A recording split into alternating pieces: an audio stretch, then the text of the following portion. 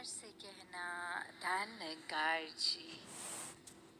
सत्संग सभी ने अभी जो श्रवण की और जो संदेश, वही पावन संदेश जो हर एक संत ने युगों युगों से समझाया कि जीते जी असल में जी लो, अपनी पहचान कर लो, इस परमपिता परमात्मा, इस निराकार को देखकर अपने जीवन में बसा लो।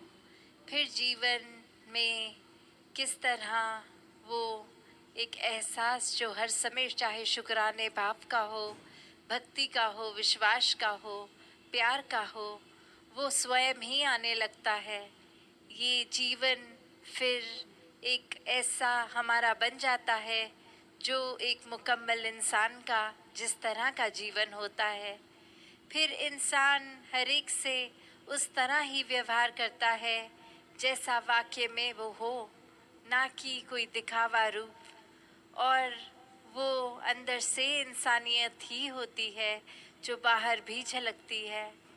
तो ऐसा ही एक कहानी में भी, जहाँ एक इंसान किसी को एक बहुत ही खराब शब्दों का प्रयोग करते हुए, एक बहुत ही भाषा अपनी दूषित, एक आवाज़ पिच इस तरह से बात करके, और सामने वाला फिर भी बहुत ही विनम्रता से एक परमात्मा से भी यही अरदास कि सद्बुद्धि आए, ये सोच विचार बोली भाषा ये सामने वाले की अपने आप शुद्ध हो जाए, कि मन में अच्छे भाव बैठे, ये परमात्मा बैठे, ताकि फिर वो इंसान भी कुछ अपने अंदर भी ना किसी तरह का तड़प महसूस करे, ना वो सोच वैसी बने, ना शब्द वैसे आए।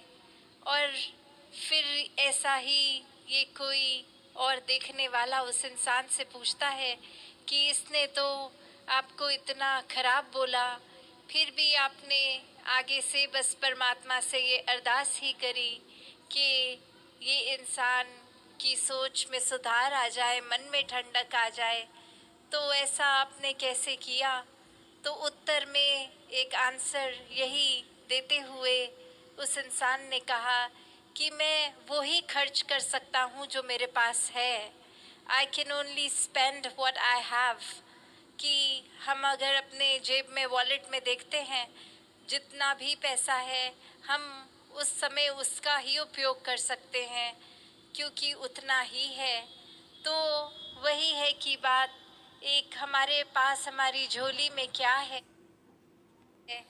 जो है वही दिया जा सकता है। अगर मन में भाव विनम्रता के हैं, अगर मन में भाव आदर सत्कार के हैं, अगर मन में सारे दैवीय गुणों का वास है, तो वही हैं, हम वैसे ही हैं और वही आगे बांट सकते हैं। तो एक अपने अंदर हर समय की इंसानियत ही अगर हो, और वो एक सीखा सिखाया गुण की तरह नहीं कि कुछ चंद आंखें इस समय देख रही हैं, व्यवहार ठीक किया जाए, किसी को इम्प्रेस किया जाए, कोई इम्प्रेशन बनाया जाए। नहीं, भक्तों को तो ये परवाह ही नहीं होती कौन देख रहा है। भक्त तो बस परमात्मा को प्यार करते जाते हैं और अपने अंदर और परमात्मा का एहसास बढ़ाते चले जाते हैं, और फिर नेचुरली एक स्वभाव रूप ही ये अच्छे मानवीय गुण, दैवीय गुण, ये ह्यूमन वैल्यूज़ अंदर बढ़ती चली जाती हैं। तो ये एक कुछ देर की इंसानियत की बात नहीं हो रही, ये हर समय की इंसानियत।